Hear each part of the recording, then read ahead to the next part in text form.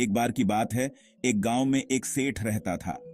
वह बहुत रिच था, लेकिन बहुत कंजूस भी।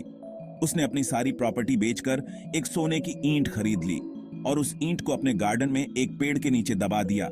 हर रोज वह पेड़ के पास जाता, उस जगह को देखता और मन ही मन खुश होता। एक दिन एक चोर ने देखा कि सेठ रोज उस जगह जाता है। उसे शक हुआ कि वहां कुछ वैल्यूएबल जरूर होगा। रात को चोर ने उस जगह को खोदा और सोने की ईंट चुरा ली।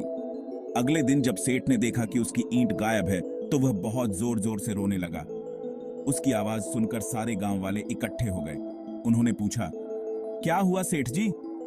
सेठ ने उन्हें सारी कहानी बताई। तब एक वाइज आदमी ने कहा, सेठ जी, आप इस सोने की ईंट का करते क्या थे? आप तो इसे खर्च करते नहीं थे, बस देखकर खुश होते थे। सेठ ने कहा, हाँ, मैं बस उसे देखकर खुश होता था। बुद्धिमान व्यक्ति ने कहा, तो फिर आप उस जगह एक पत्थर रख दो और उसे देखकर खुश हो जाओ, क्योंकि आप उस सोने का कोई यूज करते नहीं थे, इसलिए आपके लिए पत्थर और सोना एक समान है।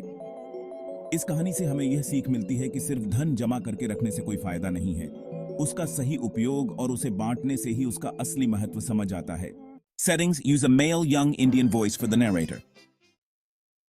और फिर एक दिन जब व्यापारी अपने घर पर नहीं था, किसी ने उसकी सोने की ईंट चुरा ली। व्यापारी जब वापस आया तो उसने देखा कि उसकी अमूल्य ईंट गायब है। वह बहुत परेशान हो गया और पूरे गांव में ढूंढने लगा, लेकिन ईंट का कोई पता नहीं चला। जब गांव वालों को इस चोरी के बारे में पता चला तो वे भी हैरान रह गए। वे सोचने लगे कि आखिर किसने ऐसा साहस किया होगा।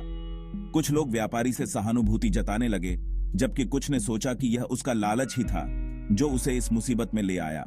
गांव में एक बुद्धिमान व्यक्ति था जो सभी समस्याओं का समाधान जानता था। व्यापारी ने उससे मदद मांगी। बुद्धिमान व्यक्ति ने कहा, तुम्हें अपने लालच को छोड़ना होगा और अपने धन का सही उपयोग करना सीखना होगा, तभी तुम्हें सच्ची शांति मिलेगी। इस घटना के बाद व्यापारी को समझ आया कि सच्ची खुशी और संतोष केवल धन से नहीं मिलते। उसने अपनी सोच बदली और अपने धन का उपयोग अच्छे कार्यों में करने लगा।